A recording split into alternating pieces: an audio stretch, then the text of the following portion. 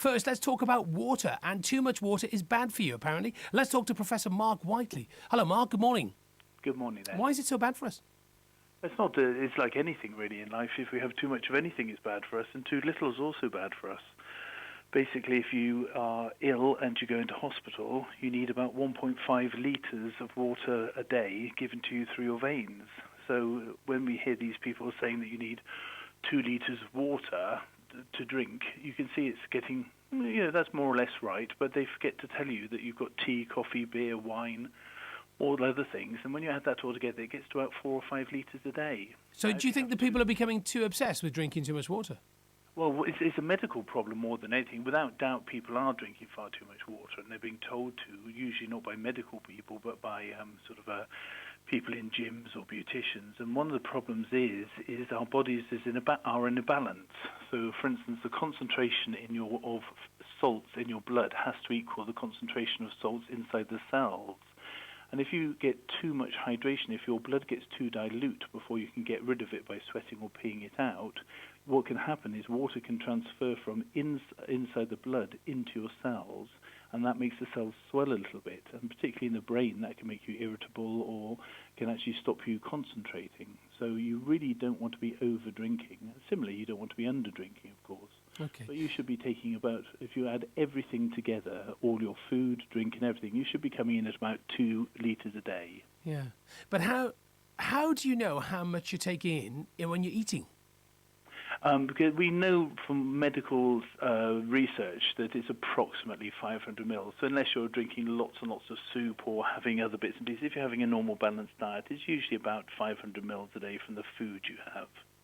Right, okay, so it's at this point where I have to ask you, how much should we be drinking? Because I'm hearing it's between 6 and 8 glasses of water a day, and I probably drink much more than that, simply because I sometimes try to balance the amount of caffeine I drink, because yes, it's an awful habit, but I drink far too much coffee, so therefore I drink more water. Absolutely, and it's very individual. You see, the point is, there's no point in me telling you how much water you should have if I don't also know how much exercise you're doing, so how much losses you have from that, how much beer you're having, or wine, or soda, or pop, or anything else, or lettuce, etc. So all this hidden water is your total balance. It's a bit like sort of saying how much aspirin should I have a day, and then suddenly finding that aspirin's also hidden in a lot of the medications that we have. So just saying 6 to 8 glasses of water, well, that's probably fine if you're not exercising too much, and that's your only fluid input. Yeah. But what you have to do is you have to remember that water is a total of the amount of fluid you're having. So it's a silly thing to sort of say you should be having 6 or 8 glasses if you don't know what else that person is having input and also what their requirements are. So if you're, say, a sort of a 5-foot person who's sitting at home, you're not going to need as much fluid if you're a 6-foot rugby player who's spending 8 hours sort of training on the pitches. What about if it's hot? If it's a particularly hot day? Exactly. If you're sweating, your primary reason you sweat is to lose heat. And you can only sweat if you have fluid inside you. Many people who sweat a lot think they have to keep replacing it, and so get into this problem of having hyperhidrosis and then drinking to try and replace it when it should be the other way around. Yeah. So, our requirements go up and down, and very simply, if you want the simplest answer of how to know how much to drink, firstly, watch your urine.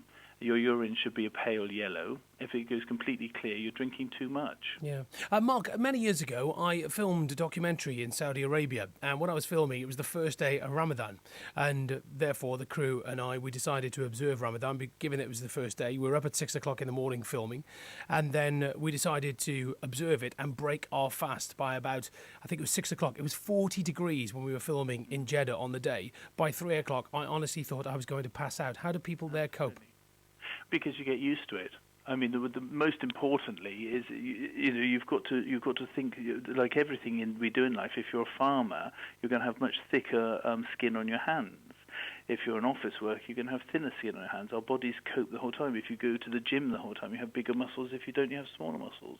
And just the same way, our glands cope as well. So what we have, we start having both behavioral mechanisms. So if you live in heat all the time, especially if it's a dry heat, you learn to wear clothes, you learn to stay in the shade, and also your body gets used to conserving water. You get a good concentration in your kidneys. If you live in a place that's always cold and water's plentiful, like here, we have a completely different physiology. So you get used to your environment, both behaviourally and also how your body responds to it.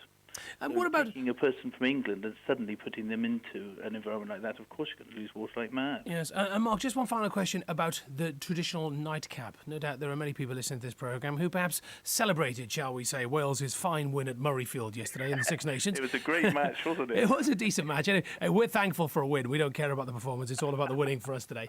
But there were a few people having a few beers last night, probably celebrating, and obviously drinking late at night. That's not advisable, drinking alcohol, because obviously it dehydrates. But what about if you there's that old saying, isn't it? You drink a pint of water before going to bed. Does that really work? I think it's quite the reverse, actually, unless you're very dehydrated. I mean, basically, if you've had a few beers, then, of course, you want to drink the pint of water so that you don't dehydrate and wake up with a hangover. But if you're, say it's a night when Wales hasn't won, which is probably slightly more often than Easy now, careful. Yeah, so let's say it's a normal, so Monday, Tuesday, Wednesday, Thursday, Friday, and you're just going to bed. If you have a pint of water before you go to bed, unless you've got yourself dehydrated beforehand, you're just going to probably be up at 3, 4, 5 in the morning having a pee. So, for people, normal people, it's probably better to have a hot bath before you go to bed and to have a hot bath so that you sort of slightly dehydrate yourself before you go to bed and wake up and have a nice breakfast. Not if you're steaming drunk. No, and if you're steaming drunk, of course, you've changed your own physiology, and because of that, that's why you have to rehydrate beforehand, but that's because you've changed your physiology. Okay, really good to talk to you. Thank you very much indeed. That's Professor Mark Whiteley.